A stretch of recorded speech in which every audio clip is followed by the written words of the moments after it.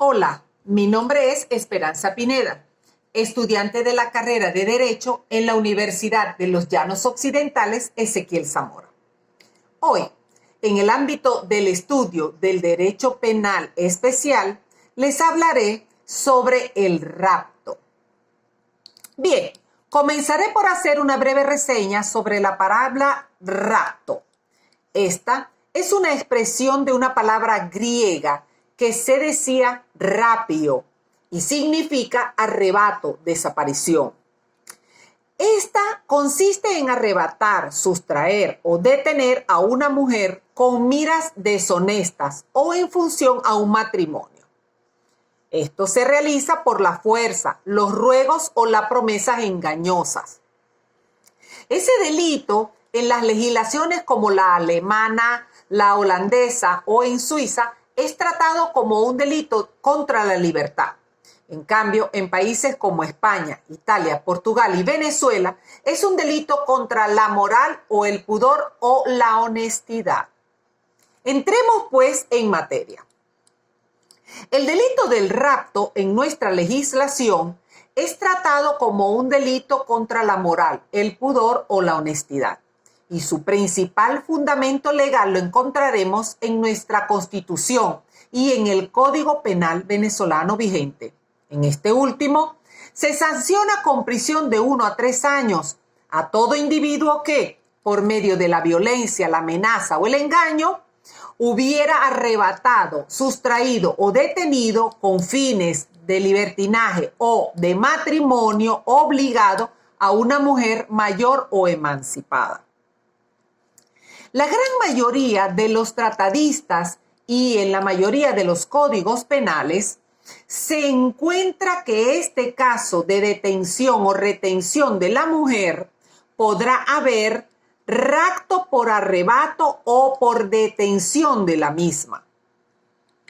Bien, en nuestro Código Penal lo clasifica en el artículo 383 como violento o fraudulento, cometido mediante violencia, amenaza, engaño, actuando a través del arrebato, sustracción o detención de la mujer, mayor o emancipada.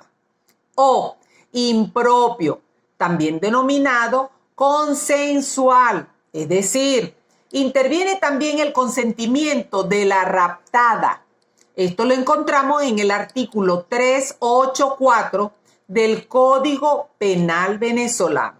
En este último caso, cuando el sujeto pasivo es una persona menor o una mujer casada y ha prestado su consentimiento para el rapto, ¿verdad? La pena del delito será de prisión de 6 meses a 2 años.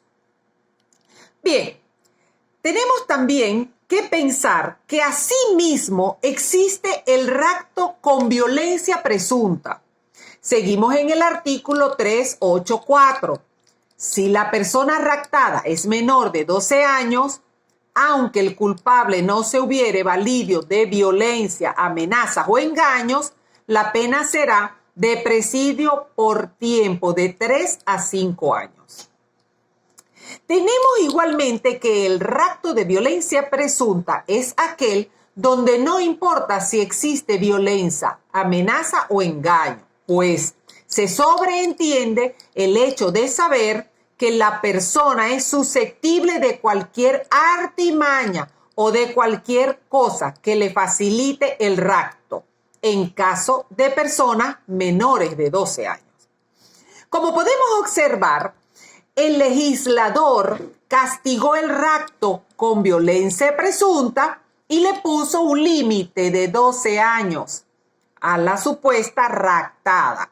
Entonces, en el artículo 384, cuando se refiere al rapto de menor o mujer casada, la menor tiene un límite de 12 a 18 años. Si tiene menos de 12 años, ya caería en el rapto con violencia presunta. Vamos a pasar ahora al rapto atenuado. Según el artículo 385 del Código Penal, cuando el culpable de alguno de los delitos previstos en ese artículo en específico y en sus precedentes, sin haber cometido ningún acto libidinoso, y haya puesto voluntariamente en libertad a la persona raptada, devolviéndola a su domicilio o a la de sus parientes o en algún lugar seguro a disposición de su familia. La pena que se le va a imponer es apenas la de 1 a 6 meses. En el caso del artículo 383, de 3 a 18 meses y de 6 a 30 meses, respectivamente, en los casos tipificados en el artículo 384. Cuando alguno de los delitos previstos se hubiera cometido solo con el fin del matrimonio, la pena de prisión podría aplicarse en lugar de la de presidio. En el artículo 384 tenemos unas causales de atenuación que convierten a cualquiera de las modalidades de rapto en un rapto atenuado. Bien, el sujeto activo de este delito puede ser tanto un hombre como una mujer, ya que ambos podrían actuar con fines de libertinaje.